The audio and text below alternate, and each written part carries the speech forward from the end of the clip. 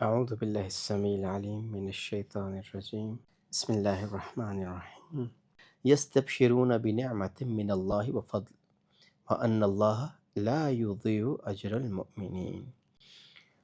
یستبشرون، وہ خوشیاں منا رہے ہیں، خوش ہیں، بنعمت، اللہ کی، بنعمت من اللہ، اللہ کی طرف سے ملنے والی نعمتوں پر، وفضل، اور فضل پہ۔ فضل کہتے ہیں جو ایکسٹرا چیز دی جائے، بڑھوتری جائے، یعنی ایک ہم نے کہا یہ چیز آپ کو ملے گی، وہ دی، اس کے ساتھ مزید بھی کچھ دے دیا، وہ فضل ہوتا ہے۔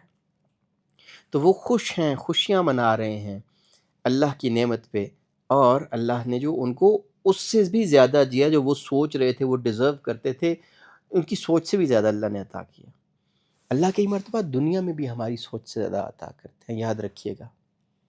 بہت سے لوگ ایسے ہیں، دنیا میں ایسے لوگ ہیں جن کو اللہ نے ان کی سوچ سے بھی زیادہ اچھائیاں، نعمتیں دنیا میں عطا کر دی۔ میں ایسے لوگوں کو جانتا ہوں جنہوں نے ایسا لائف سٹائل، ایسی زندگی، ایسی اولاد، ایسے میاں بیوی سوچے بھی نہیں تھے، یعنی خواہش بھی کبھی اتنی نہیں کی تھی جتنا اللہ نے انہیں دے دیا ہوتا ہے۔ اللہ دنیا میں بھی دے دیتے ہیں، لیکن دنیا کی جو ہے نا یہ بہت کم ہے، اس کا کوئی فائدہ نہیں ہے اتنا زیادہ۔ ہاں اللہ دنیا عافیت والی دے، بہت اچھا ہے۔ میں صرف عرض یہ کر رہا ہوں کہ آخرت میں اگر اللہ فضل کر دیں گے، آخرت میں اپنے فضل سے زیادہ دے دیں گے، آخرت میں اپنے رحم سے، کرم سے جنت دے دیں گے، اس کی تو کیا ہی بات ہے۔ لیکن دنیا میں بھی اللہ کبھی کبھی بہت سے لوگوں کو ان کی سوچ سے بھی زیادہ عطا کر دیتے ہیں۔ وَأَنَّ اللَّهَ لَا يُضِيعُ أَجْرَ الْمُؤْمِنِينَ، اور یہ کہ اللہ ضائع نہیں کرتے مومنین کا اجر۔ اس میں کچھ مفسرین نے بڑی خوبصورت بات کی ہے، اور یہ جو آیت ہے یہ دونوں کے لیے کچھ مفسرین نے بات کی۔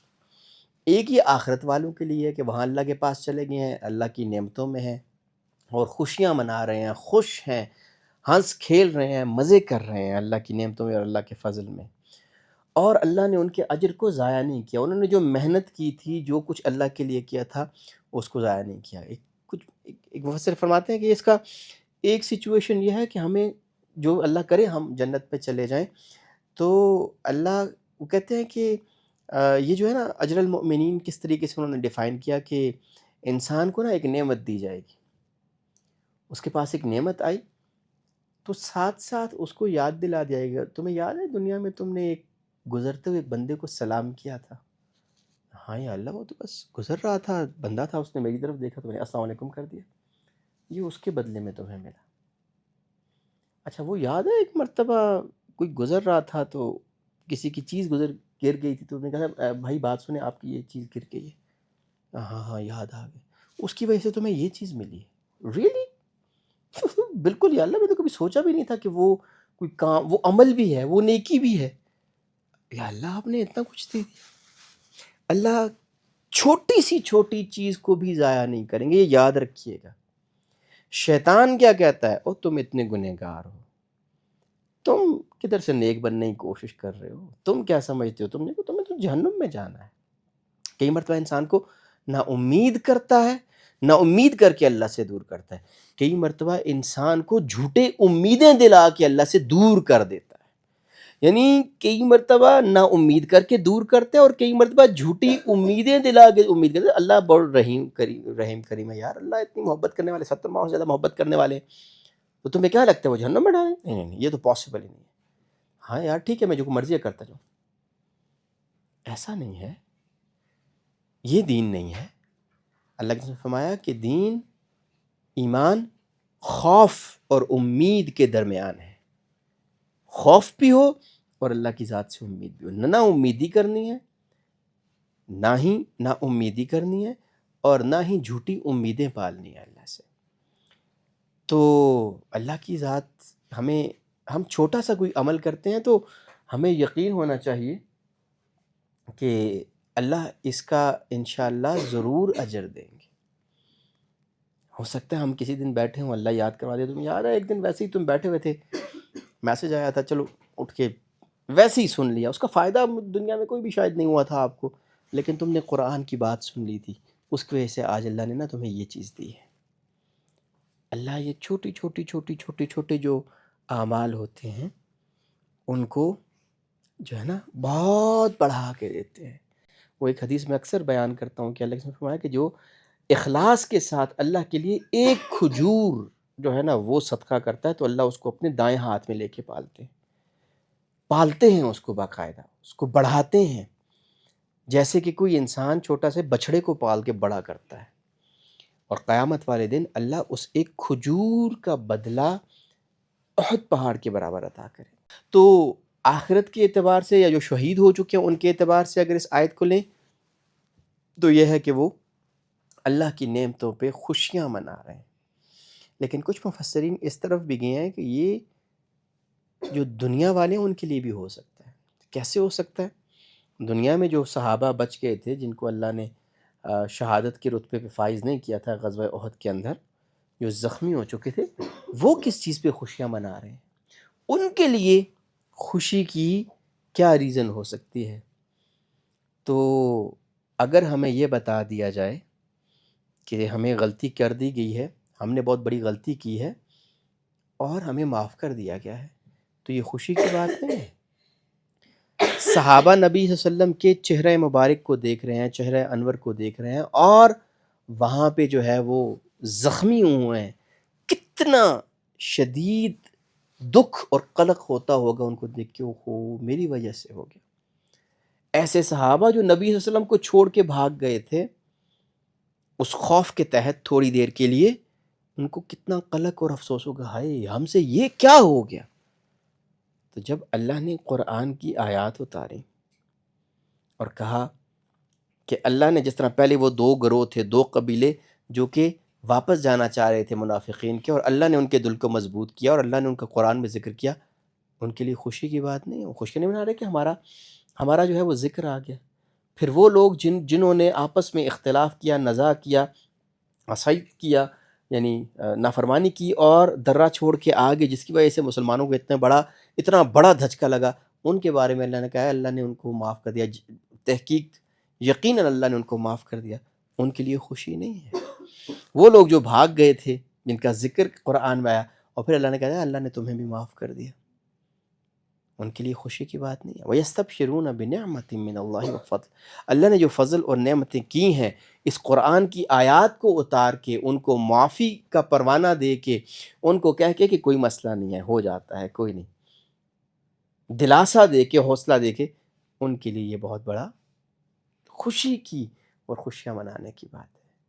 وَأَنَّ اللَّهَ لَا يُضِيعُ أَجْرَ الْمُؤْمِنِينَ، کچھ بھی کسی مومن نے کچھ کیا تو اللہ اس کو ضائع، اس کے کسی بھی عمل کو ضائع نہیں کہتے۔ فَمَن يَعْمَلْ مِثْقَالَ ذَرَّةٍ خَيْرًا يَرَهُ، بس اس کی پہلا ہی ٹکڑا بس اچھا ہے، اللہ ہمارے لیے تو بس یہ پہلا ٹکڑا ہی کر دے، دوسرے پہ تھا یا اللہ۔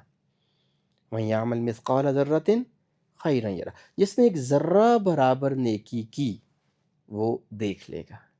اے اللہ یہ آپ کا وعدہ ہے نا، تو اے اللہ اس سے ہمیں محروم نہ فرما، اور اللہ اس کا جو اگلا ٹکڑا ہے، اگلی آیت ہے، یا اللہ وہ آپ اپنے فضل، اپنے رحم کی چادر میں اس کو ڈھانپ لیں۔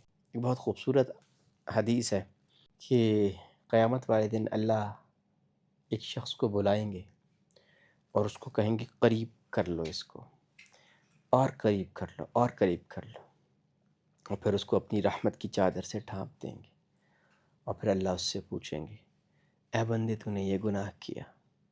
میں کہا یا اللہ کیا۔ اے بندے تو نے یہ گناہ بھی کیا؟ اللہ یہ بھی کیا۔ اللہ بندے یہ بھی کیا؟ تو اللہ فرمائیں گے کہ دنیا میں بھی میں نے تیری پردہ پوشی فرمائی، تجھے معاف کرتا رہا، تجھے پکڑا نہیں ہے ان گناہوں پہ، جا آج بھی تجھے معاف کرتا ہوں۔ اللہم اجعلنا منہم، اللہ ہمیں ان میں سے بنا دے۔ تو اللہ کی ذات بڑی رحیم، کریم، محبت کرنے والی، کرم کرنے والی ہے۔ دنیا میں بس ہم نے اللہ کے فضل کو کھینچنا ہے، اللہ کی رحمت کے مستحق بننا ہے کہ قیامت میں اللہ ہمیں ان لوگوں میں شامل فرما دے۔ غالباً 70,000 کے قریب غالباً 70,000 کا ہی ہے عدد، ایسے لوگ ہوں گے جن کو اللہ بغیر حساب کتاب جنت میں داخل کرے گا، بغیر حساب کتاب کے۔ تو ہم بھی تو اللہ سے مانگ سکتے ہیں، اللہ سب سے پہلے تو اللہ سے یہ مانگنا ہے کہ اللہ ہمیں وہ صفات عطا کر دیجیے جو ہمیں اس قابل بنا دے کہ ہم ان 70,000 کا حصہ بن سکیں۔ اور اللہ اگر ہم اس قابل نہیں بن سکتے، ہماری شکل ہی ایسی نہیں ہے، ہماری حرکتیں ہی ایسی نہیں ہیں، تو اللہ اپنے فضل سے، اپنے رحم سے ہمیں ان میں داخل فرما دیجیے۔ اے اللہ ان 70,000 میں سے 69,999 کے تو اے اللہ آپ ان کے نیک اعمال کی وجہ سے بغیر حساب کے جنت میں بھیجیں گے، مجھ ایک کو اے اللہ آپ اپنے فضل سے جنت میں بھیجیں گے۔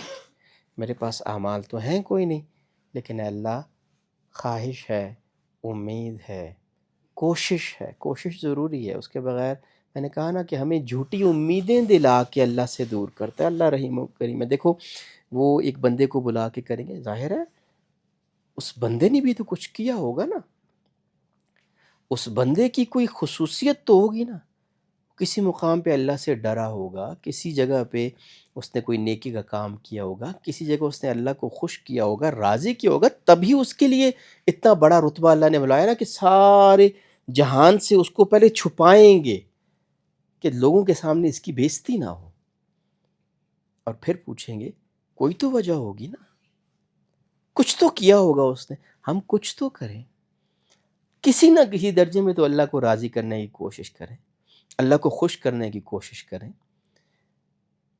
کسی نہ کسی درجے میں تو کریں۔ ہاں ہم بہت گنہگار ہیں، سارا کچھ ہے، چلو یار کچھ اچھائیاں کر لیں کہ اللہ کی کسی رحمت کے، فضل کے، کرم کے مستحق بن جائیں۔ اور کرنی اگر ہم نے ہماری مرضی ہے، کام سارے اللہ کی نافرمانی کرنے ہیں، بس رات کو کہنا یا اللہ میرے سارے دن کے گناہوں کو معاف کر دے، اور اللہ سے لمبی لمبی امیدیں مانی۔ اللہ کے نبی نے فرمایا کہ سب سے بڑا بے وقوف وہ ہے جو اپنی مرضی پہ چلے، نفس کی مرضی پہ چلے، اور اللہ سے لمبی لمبی امیدیں باندھے۔ اللہ سے امیدیں باندھنی ہے، لیکن ساتھ ساتھ کچھ نہ کچھ کرنا بھی ہے، اپنی طرف سے بھی کچھ کرنا ضروری ہے۔ اللہ جل شانہ ہم کو عمل کی اور سمجھ کی توفیق عطا فرمائے۔